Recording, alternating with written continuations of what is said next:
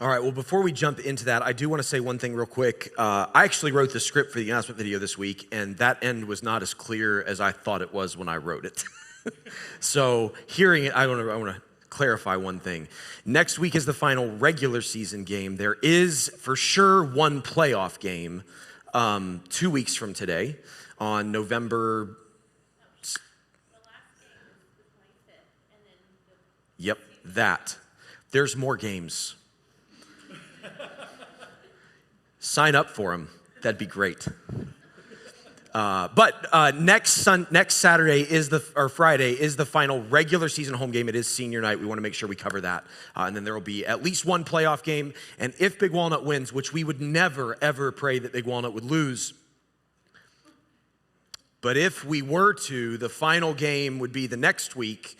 After that for sure. So anyway, we would love for you to join us if you have not. It really is fun. In fact, at our last football game, I don't even remember who it was, but there was somebody that came up to me and was like, "This is just so much fun. I just love it so much." Now listen, it is like, it's either you love it or you hate it. There's not really a middle ground. Like, if you love it, you love it. And if you hate it, I mean, it is not your thing. But it is a good time. We have a lot of fun. And, we have sold thousands upon thousands, literally tens of thousands of dollars worth of food this year. So it makes a big difference for the high school and for those parents.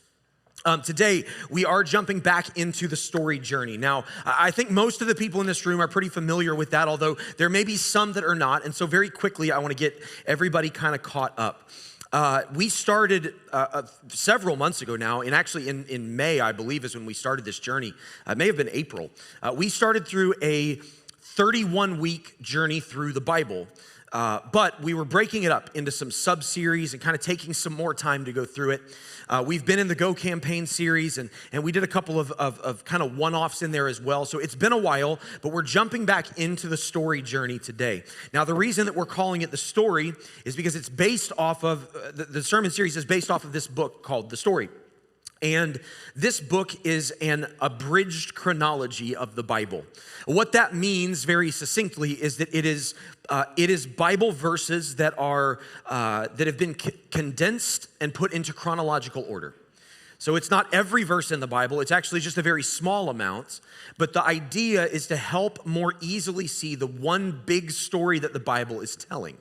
Because at the end of the day, the Bible is telling many different individual stories, but fundamentally it's telling one big story, and that one big story is the most important story that's ever been told.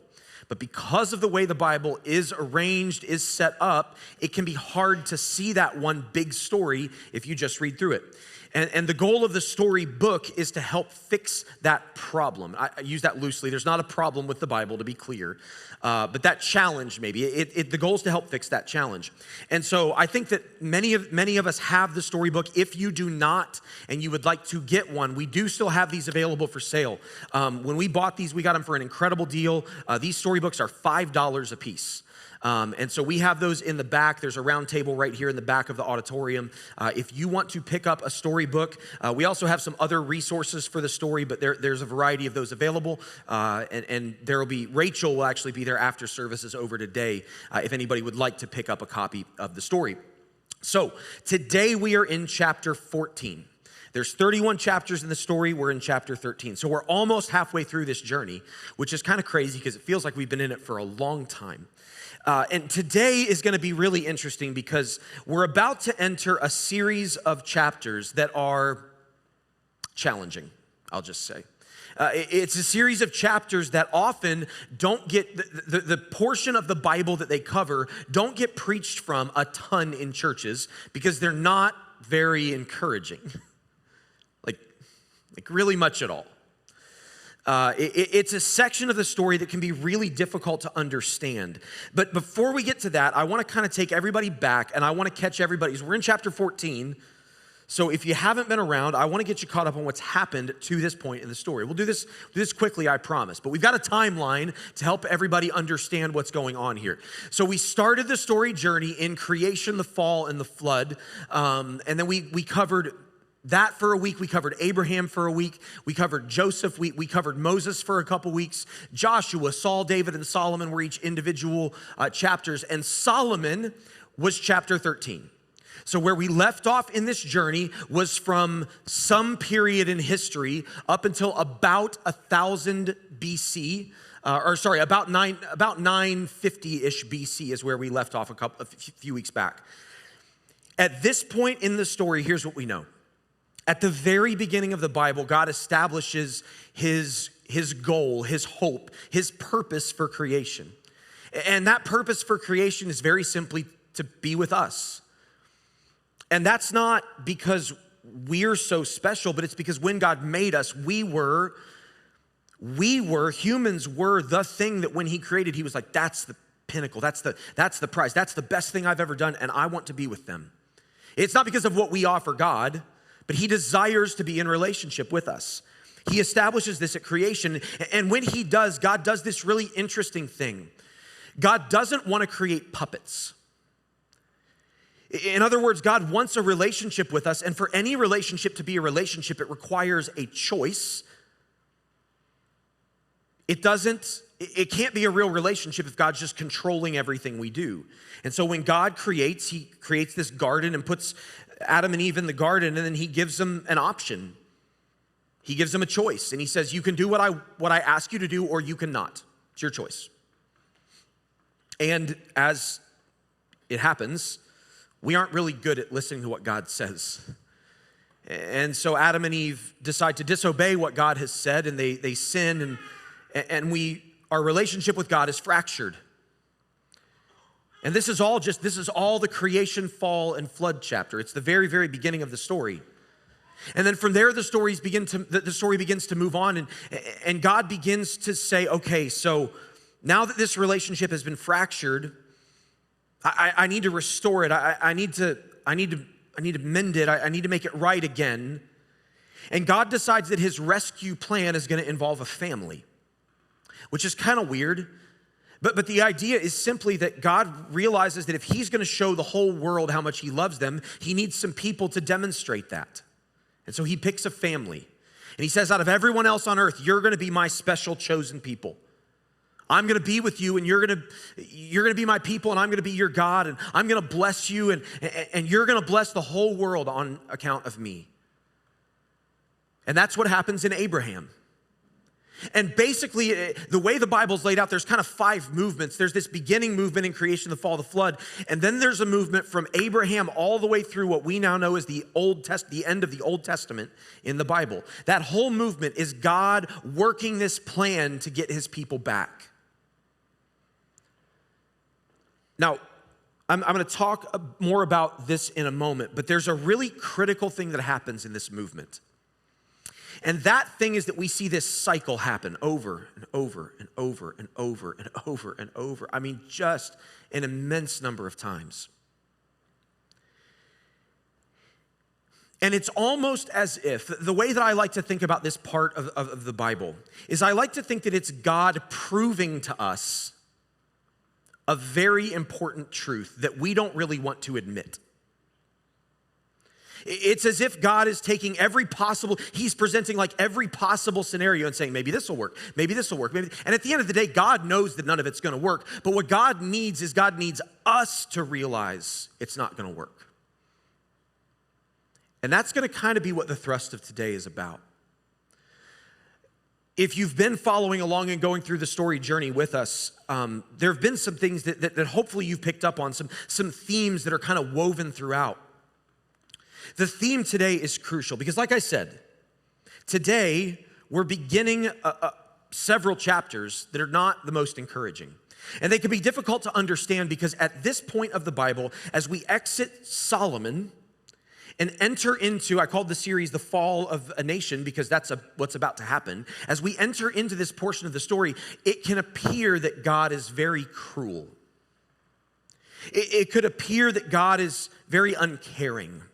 It could appear that many of the promises that God has made, he actually now is beginning to break. That's not true. That's not what's actually happening under the hood. But let's get to why that is. At this moment in the story, as we exit Solomon's reign as king, there's about to be a whole lot of pain for Israel. it's critical to remember that throughout the story up to this point, what we have seen is that God is trying to establish a critical truth, that he is God, we are not, and all he really wants, all he's really ever been asking for is us to listen, obey, and trust him. That's it. In many ways, and what I'm about to say can be challenging for some folks who maybe didn't have great home lives growing up, but in many ways, in this portion of the story, we see God as this loving, caring, compassionate father who's just trying to get his kids to listen to him. And he's trying everything he can, but they just aren't listening very well.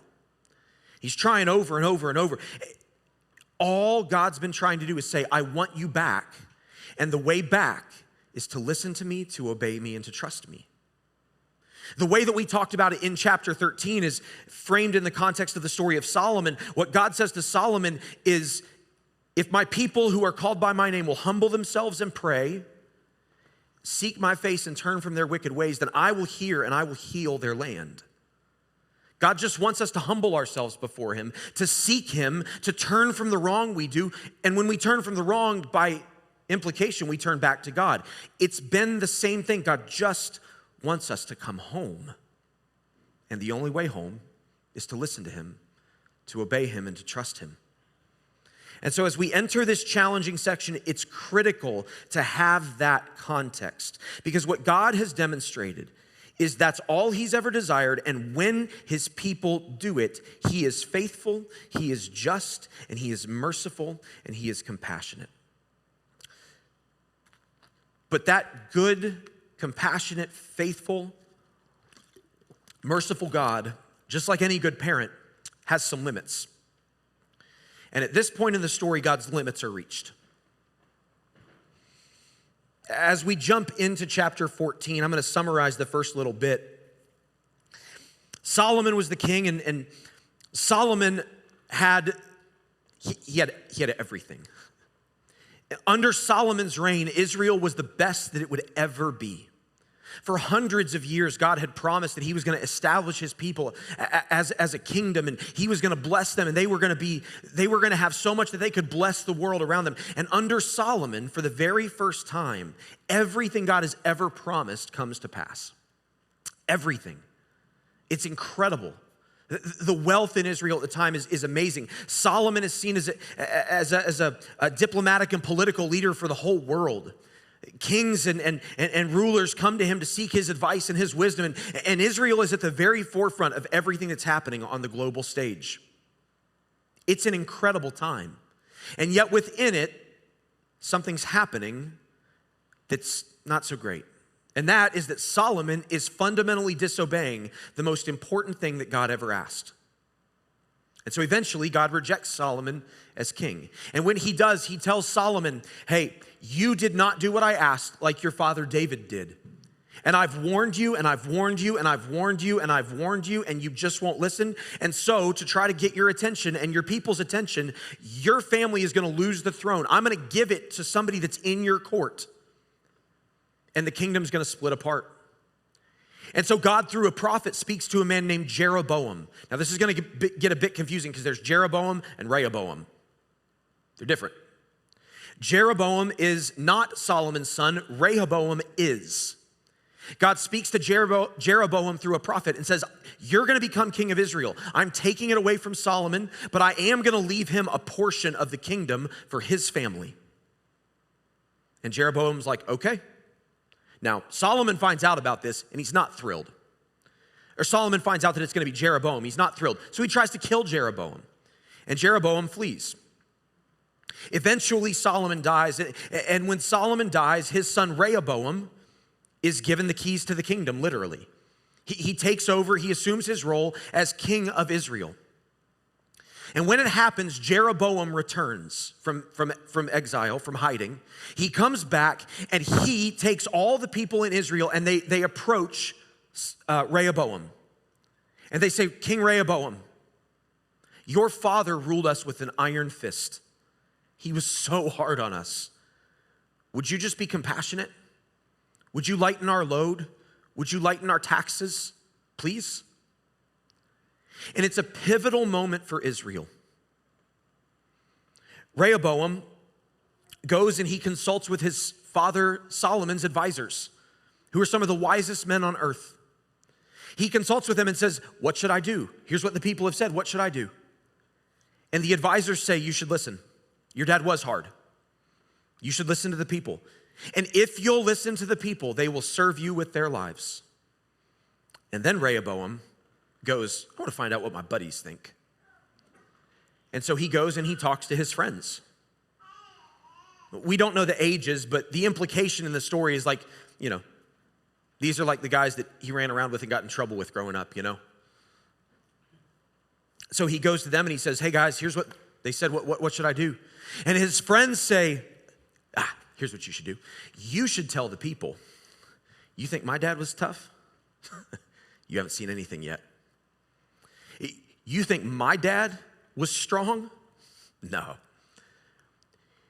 My father whipped you with whips. I'm going to whip you with scorpions instead. And Rehoboam, in one of the most important moments of the Bible, goes, that seems like the better advice. And so the people gather again, and Rehoboam says what his friends advised him to say. And it'll shock you to know the people didn't receive it well. In fact, in 1 Kings chapter 12, it says this, when all Israel saw that the king refused to listen to them, they answered the king, what share do we have in David, who was Rehoboam's grandfather? What share do we have in David? What part in Jesse's son? To your tents, Israel. Look after your own house, David. So the Israelites went home. But as for the Israelites who were living in the towns of Judah, Rehoboam still ruled over them. Then King Rehoboam sent out Adoniram, who was in charge of forced labor. But all Israel stoned him to death. King Rehoboam, however, managed to get into his chariot and escape to Jerusalem. So Israel has been in rebellion against the house of David to this day. When all the Israelites heard that Jeroboam had returned, they all sent and called him to the assembly and made him king over all Israel. Only the tribe of Judah remained loyal to the house of David. Now, I don't want to gloss over the tragedy of this moment in the broad scope of the story. For hundreds of years, God has been working his plan to bring humanity back to him, and it all revolved around this family, around this people that is now known as Israel. It revolved around them being his representatives, and only one generation removed from Israel finally being all that they had been hoping for generations, it falls apart. In one generation, they go from being one of, if not the wealthiest, the most sought after nation on earth, to being a nation that is in civil war.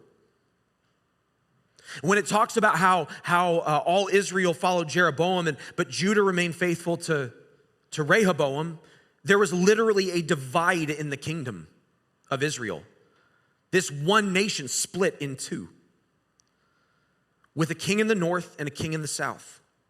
One generation removed from being everything God wanted them to be. They're at civil war with one another. I called this sub-series, The Fall of the Nation, because that's exactly what begins here.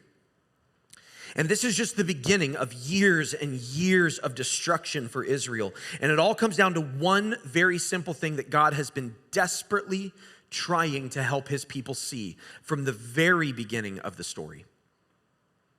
So at this point, we have two kings. As the story moves forward, what we find is that both of those kings are rejected by God. Both of them. The odds are pretty good that at least one of them would be okay, but they're not. And as you trace the story forward, you find that in the northern kingdom, there's king after king after king after king. And I don't know how many generations. I didn't look it up exactly, but many kings. And of all those kings, you know how many of them the Lord accepted? 0. None. They were all wicked. In the southern kingdom, they had a handful of good ones in the midst of a whole bunch of bad ones. And in every case that I can see, it's the same problem. And it's the same problem that both Rehoboam and Jeroboam had, and it's the same problem that Solomon had, and it's the same problem that Saul had, and it's the same problem that all the way back to Adam and Eve had. Let me show you from chapter 14 why God rejects Rehoboam as king. Judah did evil in the eyes of the Lord. By the sins they committed, they stirred up his jealous anger more than those who were before them had done. They also set up for themselves high places, sacred stones, and Asherah poles on every high hill and under every spreading tree. There were even male shrine prostitutes in the land. The people engaged in all the detestable practices of the nations the Lord had driven out before the Israelites. Now, it's been a few weeks, but you might recall during the Solomon message in chapter 13, me talking about how important the high places were going to be in the coming weeks. The high places. The high places were areas of cult worship that often involved child sacrifice. They were places full of idolatry, full of people putting other gods before the one true God, and engaging in terrible things that God did not accept at all. So Rehoboam, as the king of Judah, instead of being obedient to the Lord, he establishes places of cult worship where terrible things are happening. Well, interestingly, let's see what God rejected Jeroboam for. It says, "Go tell Jeroboam that this is what the Lord, the God of Israel, says. I raised you up from among the people, and I appointed you ruler over my people Israel. I tore the kingdom away from the house of David, and I gave it to you. But you have not been like my servant David, who kept my commands and followed me with all his heart, doing only what was right in my eyes. You have done more evil than all who lived before you. You have made for yourself other gods, idols made of metal. You have aroused my anger and turned your back on me. Because of this, I am going to bring disaster on the house of Jeroboam." It's the same thing. It's idolatry. It's the same thing. Let's jump backward. This one is the next few aren't in your message notes, but I'm going to jump back to what God said to Solomon in chapter 13. The Lord became angry with Solomon because his heart had turned away from the Lord, the God of Israel, who had appeared to him twice. Although he had forbidden Solomon to follow other gods, Solomon did not keep the Lord's command. So the Lord said to Solomon, "Since this is your attitude, and you have not kept my covenant and my decrees, which I commanded you, I will most certainly tear the kingdom away from you and give it to one of your subordinates." If you recall from the chapter where we covered the book of Judges, and I talked about this spiral that happened in the book of Judges, it's the same thing. Then the Israelites did evil in the eyes of the Lord, and they served the Baals, which were gods of the Canaanites. They forsook the Lord, the God of their ancestors who had brought them out of Egypt. They followed and worshiped various gods of the peoples around them. They aroused the Lord's anger because they forsook him and served Baal and the Ashtoreths. If you're really on the ball, you might have noticed that in God rejecting Rehoboam, he talks about how they set up Asherah poles. Those were monuments to the Ashtoreths. It was the same thing. It is exactly the same thing that God told Moses. As God was leading the Israelites through the wilderness and establishing house rules, if you remember that message from the story messages. As God was establishing house rules for the nation of Israel, this is what he said to them. It's the 10 Commandments, the very beginning of it. "I am the Lord your God who brought you out of Egypt, out of the land of slavery. Command number 1, you shall have no other gods before me. Rule number 2, you shall not make for yourself an image in the form of anything in heaven above or on earth or on the earth beneath or in the waters below. You shall not bow down to them or worship them, for I, the Lord your God, am a jealous God, punishing," this is tough, let me get there, "punishing the children for the sin of the parents to the third and fourth generation of those who hate me, but showing love to 1,000 generations of those who love and keep my commandments." God's saying, listen, the most important thing is that you don't worship other gods, that you leave me in my proper place. And maybe you're like, well, that's a little arrogant. Yes, it is. When you're God, you get to be. When you've done all at this point God has done for Israel, you get to say, listen to me. When you're a parent and your kid comes to you and is like, well, this is what my friends get to have cell phones when they're in third grade. Why can't I have a cell phone? And you're like, because you're my kid. And I'm not giving you a cell phone in third grade. And they're like, but that's not fair. And you're like, well, you can go live with them if you'd like. No, just me. Nobody else ever says that to their kids? Yeah. I know, Justin, you and I get along so well. I'm not saying you should say that to your kids, but I am saying I may have once or twice. Why? Because it's like, after all I've done for you, come on. They didn't spend all their money on, they aren't the ones, their parents aren't the ones that put all the gray in their beard for you. Their parents aren't the ones who no longer have energy because you stole all of it. No. You understand what I'm getting at here, yes? The point is, when you've given everything you have, and there's ungratefulness,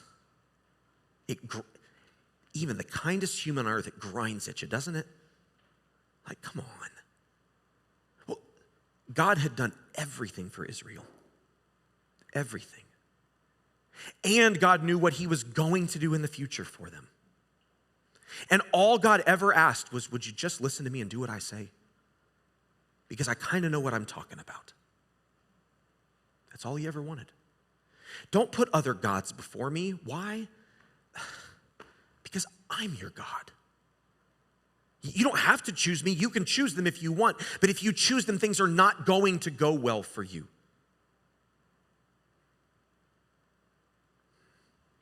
It's been the same thing all along. This is one of the reasons why understanding, seeing the Bible as one big story is so critical, because you can start to see these themes running from story to story to story to story. And if you were to go back this week right now and read chapter 14 again, maybe you picked up on this, but high places comes up time and time. The high places, the high places, the high places. Why? Because it was in the high places that the Israelites were saying, forget about you, we want to serve them. And from the very beginning of the story, it's what God has been desperately begging us to stop doing. In fact, if you think about what happened in the garden between Adam and Eve and the serpent, it's the same thing. God said, I've got one rule. You can eat from everything in the garden, but don't eat from that tree. Well, why, God? Because if you eat from that tree, it's going to destroy everything. Okay. And all it took was one little lie. Did God say you shouldn't eat from that tree? Yeah, he said that. Well, hey, let me let you in on a little secret. God doesn't want you to do that, because if you do, you're going to be as smart as him. Oh, that sounds good. That sounds really nice. Maybe we'll just take a little bite. Well, what have we done now? We've elevated ourselves to a position above him. We have forsaken him by placing ourselves and the word of another above the word of the Lord. It's been the same thing from day one to now. This has always been the tension between right and wrong, good and evil. From the very beginning of the story, God has been trying to get his people to listen to him and to trust him. At this point in the story, God has tried everything. He's tried everything just to get us to listen. And yet, time and time again, we don't. Time and time again, we choose the idols. We choose the things made of metal. We choose the high places. And now, the people that God chose to represent him to the world can't represent him to anyone because they're in a civil war. No one is looking at Israel at this point in history and saying, we should be like them. I wonder why they act the way. I wonder why they're so kind toward one another. I wonder why they're so loving toward. I wonder why things are so good for them. Oh, well, because our God is so good. And when you just follow what he says, there's abundance. No, now people are looking at Israel and saying, we can go in and we can conquer them. We can take them over. They are able to do nothing that God wanted them to do. But here's what's so critical to me about this moment in the story. And this is where things get very difficult and challenging for me and for us. It's really easy to read a portion of the Bible like this. And I actually remember a couple years ago, Karina coming to me. I was trying to get her to go through the Old Testament. And I remember her, she was watching through some videos and stuff, and she came in one day and she was like, man, I just can't believe how stupid Israel was. I was like, yeah, they were dumb. She's like, it's just like over and over and over again. They do all this stupid stuff. Like, yeah. And that's the tendency. That's the temptation for us, is to read this portion of the story and go, they're so dumb. How could anyone ever be so stupid? How could anyone ever reject God again and again? After all God had done, how could... I believe that the story to this point, I believe that were God to stand here and say, let me tell you exactly why everything to this point says what it says, I think that what God would say to us is, I want you to know that that's what you do too. You think you're better than them. You think you're smarter than them, because when you read all the stories from a 30,000-foot view, it's easy to see. But when you're in the middle of the circumstances, you do it too. When you're in the middle of the mess, you don't trust me. When you're in the middle of hard things in life, you grab for control. When you're in the middle of all the things that so obviously I'm working, I'm doing good things, and yet you can't just sit and wait on me. I think if God were here right now, he would say, what I want you to see up through chapter 14 of the story is that this is just a giant case study of your heart. You are no different than them. I think what God would say to us is that we are more likely to make an idol than we are to walk with God. Because from the beginning of the story through chapter 14, that is what Israel always did, with the exception of a few moments. And there were good moments. Joshua, incredible leader. Moses, really good leader. But even Moses and Joshua, David, incredible leader, took Israel to great places, but all of them had fatal flaws. And in all the hundreds or thousands of years we're looking at in the story to this point, moment after moment after moment, Israel chose to make idols instead of walk with the Lord. The temptation for us today, I think the lie that the enemy will whisper into our ears is, you would never. Because he's right. I wouldn't go make an idol. I wouldn't go build something out of metal that I bow down to and worship.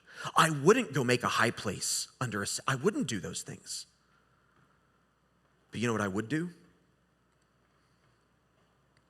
I would make a decision from time to time that was based out of my fear, not out of my faith. I would prioritize my children and my family over what God asks sometimes. Maybe I would choose career advancement and making decisions that I knew were wrong, but that would make me more money and that would lead to a better career. I would choose to advance rather than do what's right. Maybe I would choose to say no to what God asks me because I can't control it. All of us in a million different ways throughout our lives have done exactly what Israel did. All of us, time and time again, have chosen to reject the Lord, to go sacrifice at the high place that we built over here, that to us didn't look like a high place at all. I think were God here with us today, what he would say is, they are the same as you. Their circumstances are different. The specific actions that they took may not look exactly the same, like they melted metal and made an image of a calf. I've never done that, but I have forsaken the Lord many times. It is a constant battle, a constant struggle at times to be obedient to what God asks. And anyone who has ever walked with the Lord for any period of time would say the same. It's not an easy road. There are easier roads, but there aren't better roads.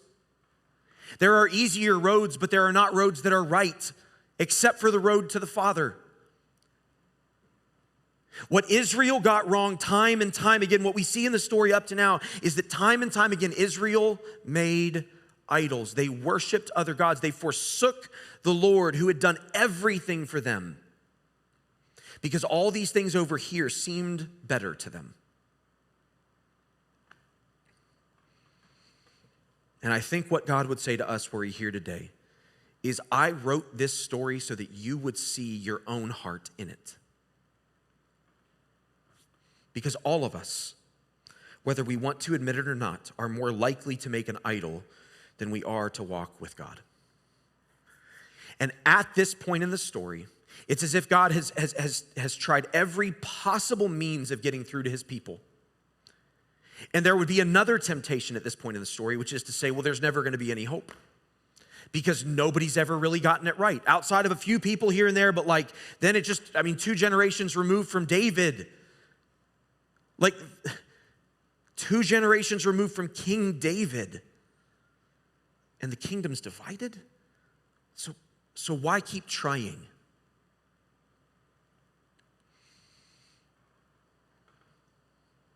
What we're going to see in the coming weeks is that in the midst of a road that is leading straight to utter destruction for Israel, God begins to reveal the long game that he's been playing all along. He begins to reveal that there have been these little snippets here and there throughout the story, but now he's about to start talking about what is to come, and how one day, he's going to undo all of this. And he's going to provide a way for us to come home that isn't based on our ability to walk with him perfectly, because we're never going to. That's what the story shows us. That's not based on our ability to get it right all the time, because we're not going to. That's what the story proves to us. That's not based on our ability to follow some leader who gets it perfect all the time, because there is no leader who's going to get it perfect all the time. That's what the story reveals to us. Rather, God has a plan that he has not begun yet to speak to his people, but that will fix all of these problems and make a way for his people to come home once and for all. And so that's where we're going to go over the next few weeks. This week, I would love for you to read chapter 15 in the story. It doesn't get better from here for now, just so you know. In chapter 15 and in chapter 16, we see the eventual fall of both kingdoms of the nation of Israel, leading eventually to exile in Babylon. But it is through that part of the journey that God begins to reveal a hope that will never fail based on any circumstance or situation we find ourselves in. And so read with that in mind and look for the high places, look for the disobedience, and critically ask God to reveal in your heart where the high places are that you have built. Because when you can admit them and when you can surrender them, you find redemption. Let me pray for us today.